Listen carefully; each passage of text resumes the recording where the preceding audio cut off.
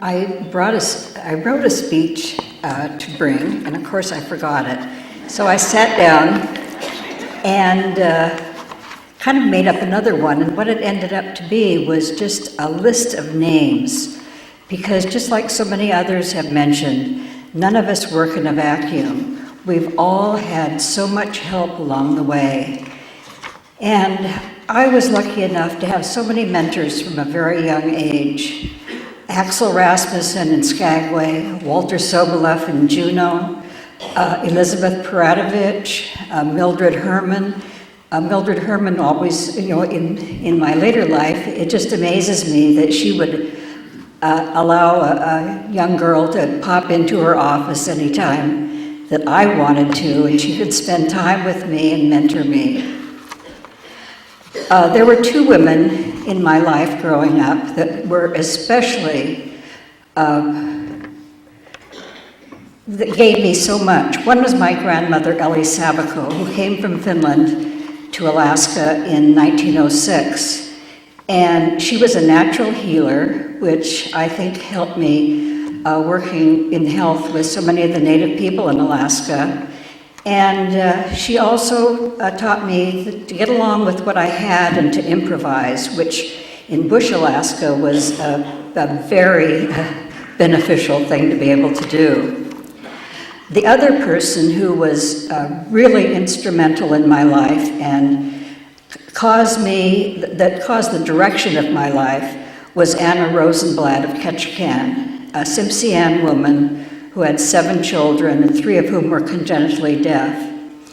I met her when I was 9 years old, and when my folks were out fishing, I would live with her in the Indian Village in Ketchikan. This was very unusual in the 40s and 50s, I think many people here would attest to. Her husband died when I was a teenager, and I listened to social workers and public health nurses come into her home and talk with her, and I'd be sitting in the kitchen listening, and I would get so angry at the way they treated her. It was living with her that I decided to go into public health and try to make a change.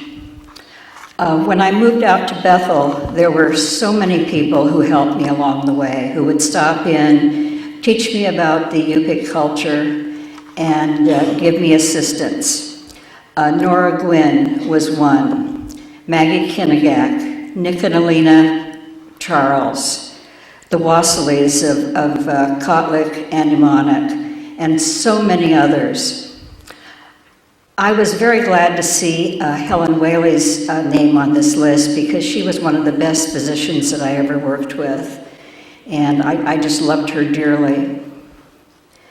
I'll always be forever grateful to the wonderful people of the Yukon and Kuskokwim Delta who gave me trust, assistance, and teaching visitors the needs of Native people.